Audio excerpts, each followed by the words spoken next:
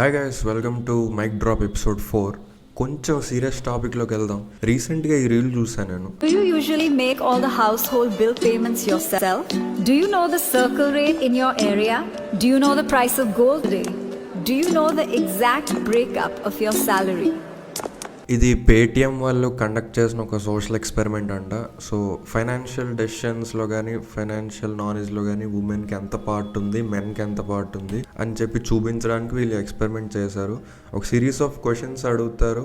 అది తెలిసిన వాళ్ళు ముందుకు రండి, తెలియకపోతే 1 స్టెప్ బ్యాక్ వెళ్ళండి అని అంటే అన్ని క్వశ్చన్స్ అడిగేసాక లాస్ట్కి బ్యాక్ మొత్తం ఉమెనే ఉంటారు, వెనకాల మెన్ అంతా ఫ్రంట్ ఉంటారు. సో ఏ క్వశ్చన్కి ఆన్సర్ తెలియదు వీళ్ళకి అని చెప్పి చూపించారు. తర్వాత వాళ్ళ రియాక్షన్స్ కూడా అడుగుతారనమాట. వాళ్ళు కూడా చెప్తారు, నాకు ఇవన్నీ పెద్ద విషయాలని తెలియవు, అసలు ఇవన్నీ ఎప్పుడు అంటే ఆలోచించలేదు, ఇవి తెలుసుకోవాలని, నాకు వీటి మీద నాలెడ్జ్ లేదు, అది ఇదని. సో ఆ రీల్ కింద కామెంట్స్ అవి చూశాను, ట్విట్టర్లో కూడా దాని గురించి వచ్చిన రియాక్షన్స్ అవి చూస్తే ఉమెన్ పర్టికులర్గా మెన్ బ్లేమ్ చేస్తున్నారు. దీనికి కూడా మీ వల్లే మాకు ఇవేం తెలియవు, లేదా మేము ఇలా ఉన్నాము అని వాట్ ఎవర్, ఇంకా బేసిక్గా మెన్ బ్లేమ్ చేశారు. సో దాని గురించి మాట్లాడదాం అని రీల్ చేస్తున్నా. నాకు ఇక్కడ ఒక క్లిప్పింగ్ కోట్ చేయాలనుంది.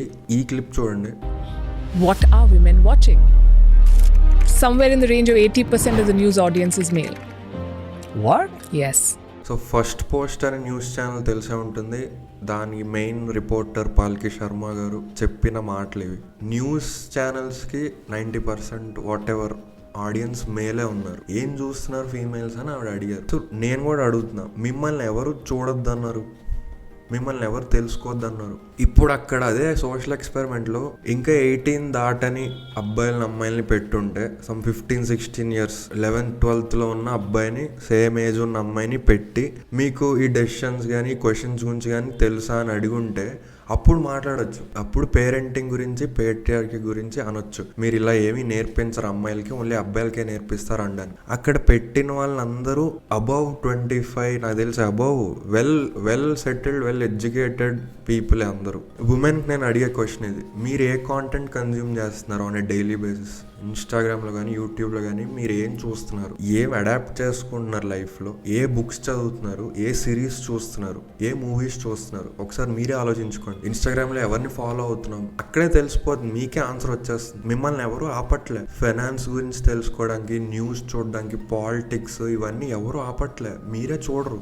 విమెన్స్ క్రికెట్ విమెనే చూడరు. సో ఫస్ట్ మీరే ఆలోచించుకోండి. ప్రతిదీ మెన్ని బ్లేమ్ చేసే ముందు మీ తప్పులే ఉన్నాయి, మన ప్రయారిటీస్ ఏంటి, ఇక్కడ టాపిక్ ఏంటి, ఎవరి తప్పు, ఎవరు రెస్ట్రిక్ట్ చేశారు, యాక్చువల్గా ఇక్కడ స్కోప్ ఏంటి, అలా ఆలోచించుంటే మీరు ప్రతిదీ మెన్ని బ్లేమ్ చేయరు. ఇంకొక రీల్ చూసా. Problem is that each of these claims is flattering, having the burdens of chivalry or having to provide for a family, that being elevated sounds great, but being spared certain burdens, excused from certain risks, or being treated with that sort of paternal kindness is not really freedom if you have no control over the terms on which this kindness is granted or can be withdrawn. ఇక్కడ నా same question, మిమ్మల్ని 50-50 bills pay చేయొద్దని ఎవరు ఆపుతున్నారు? Pay చేయొద్దని మేము చెప్పాం, bill split చేయొద్దు, డేట్స్కి వెళ్ళినప్పుడు బిల్ పే చేయొద్దని ఎవరైనా అన్నారా? ఎందుకు మీరు పే చేయట్లేదు? మీరు ఇంకా ఎందుకు ఆ బెనిఫిట్స్ తీసుకోవాలని ట్రై చేస్తున్నారు? చాలామంది, నాట్ ఆల్, చాలామంది విమెన్ స్టిల్ వచ్చే బెనిఫిట్స్ కావాలి కానీ ఈక్వాలిటీ అని అరుస్తారు. సో నెక్స్ట్ ఎపిసోడ్లో కలుద్దాం. బాయ్.